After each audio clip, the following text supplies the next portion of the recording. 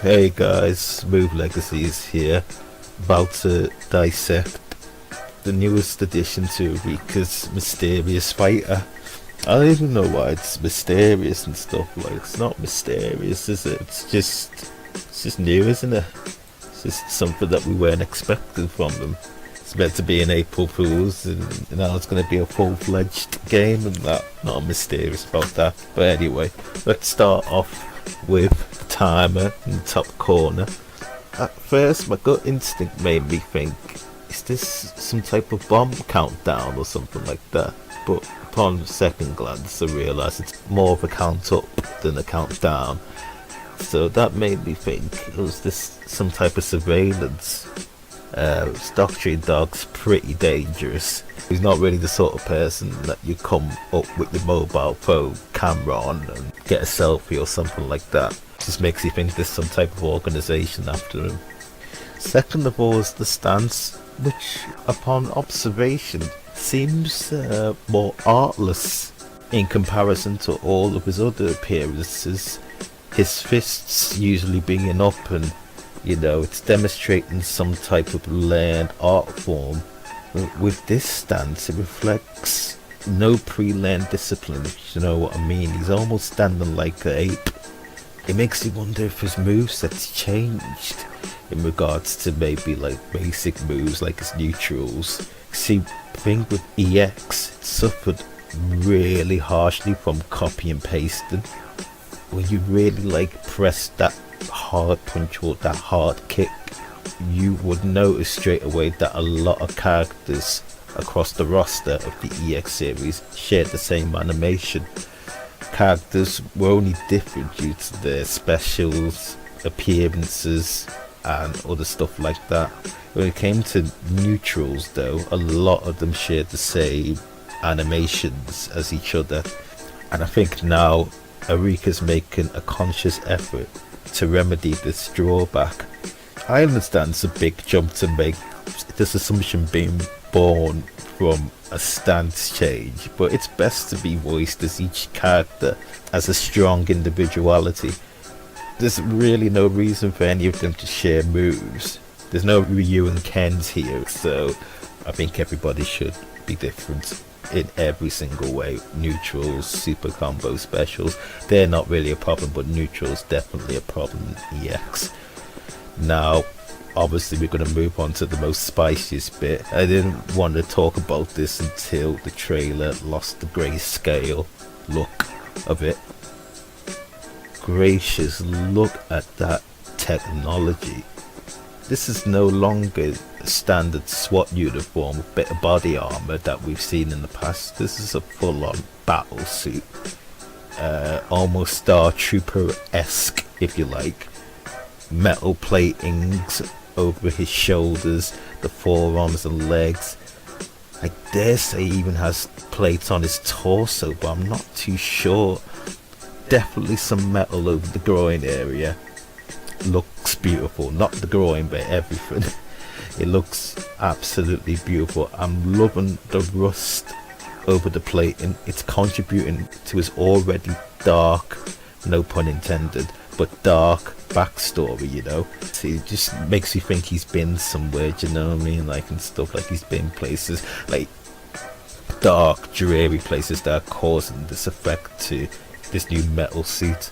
And we know from his story that he's basically usually found in sewers and stuff. But imagine such decay would occur in an environment like that. The random lights emphasize an energy source which lends to his newest feature, which I'll discuss later because it's not appeared yet. It's one hell of an upgrade, the best so far actually in the game, followed only by Garuda and Alan. Great job art team at Arika. It's looking fantastic. What a transformation. This is why we want old ones back and stuff. We just want to see the change. So many characters, just imagine what they'd look like if they come back. Anyway, we move on to the best bit. Suffering Succotash. Don't even tell me what that man has seen. I'll be scarred for life. You tell me 2% of what that man's seen. they've really not messed around here. I'm so glad our community didn't let Arika dismiss this as an April Fool's gag. Else we would have never seen this thing of beauty. It never would have came to fruition right now. I mean, look at it, that face, it lends the narrative of this character so much, and I'm eager to learn more about what D-Dark is all about. Really all about, like, day to day. I want to see some cutscenes. I want to see some interactions. Just get to know him a bit more. This is kind of a silly point. I have to always wonder it. His hair is always pristine. So pristine, well kept, true blonde. Do you know what I mean? True blonde. I just think, did he wake up like this or something like that, like Beyonce? Well, think about it, he's in the sewer. Do you know what I mean? Part of me's like, how can this be? Do you know what I mean? But part of me wants to believe he's living like a double life, kind of like how Vega does it. He can't just be living in sewers. It just makes me can't be just this little point. I know it's just his hair. But he can't just be living in sewers with hair so gorgeous. It suggests a double life, but I'll leave it to Arika to decide what they want to do with it. But a double life would mean we could finally see his face, which to this day I still can't picture what he would look like without that mask. But who knows, even without this double life proposition that I've just thrown out there, in his ending he might just spontaneously just take the mask off. You know how these other masked characters usually do it. But at the same time, I'm thinking about it, canonically he can't breathe without his mask, so maybe the double life thing can't be. But I don't know, I'm not sure whether the story will carry on from the EX series. At the end of the day, his story heavily relates to characters that aren't from the Arika brand at all. So I'm thinking, will Doctrine Dark still have those affiliations and stuff like this? Does it still really make sense to be talking about Guile and Rolento in the canon of your story when they're not? You know what I mean? This is not a crossover anymore. But I don't know. We'll see what they do. Also, if you didn't know, we see the word Holger. That's his real name according to Wikipedia. And the A407B is something that you guys can tell me, because I'm doing all the work here. You guys can do something as well. So we'll move on to the last bits of the trailer. The most striking bit, the knife, which we now see him do his familiar victory pose with. Might be his opening, actually. It might be his opening, but because he's got the other win pose with the wire, so who knows which one they'll use. And we've seen with Alan two of his win poses. The one way he shakes has been used as his opening, while the jumping thing that he does where he points downwards and he does that mad pose, which is epic, that's remained as his win pose. So I'm not sure what pose this is, but it's a pose nonetheless.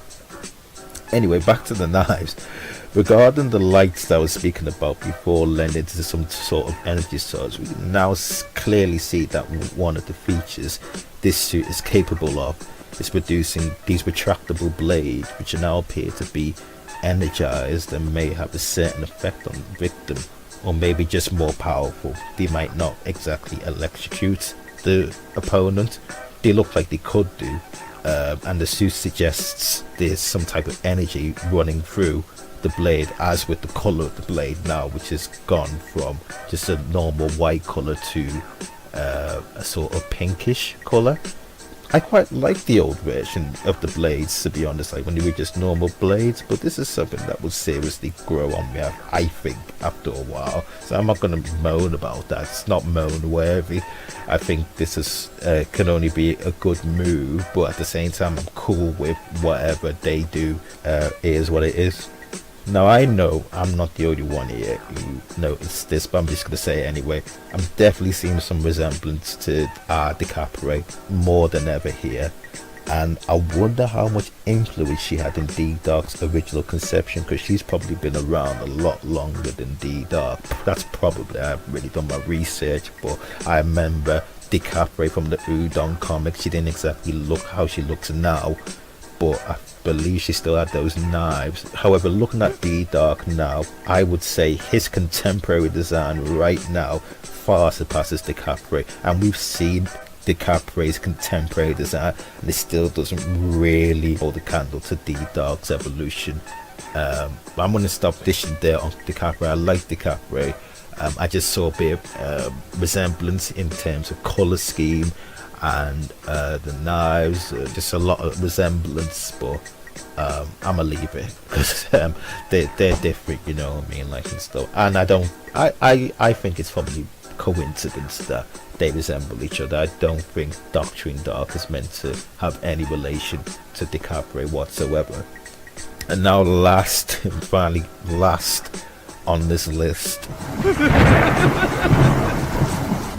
is his voice, which I'm finishing on a negative point. I don't really want to finish on a negative point. It's just chronologically, when it comes to the features that are revealed in this trailer, the voice is the last thing that comes up, and it's in the form of laughter, which to me now has a bit of kookiness to it. And to me, this isn't D-Dark at all. He's always retained type of crazy that is not, it's not zany.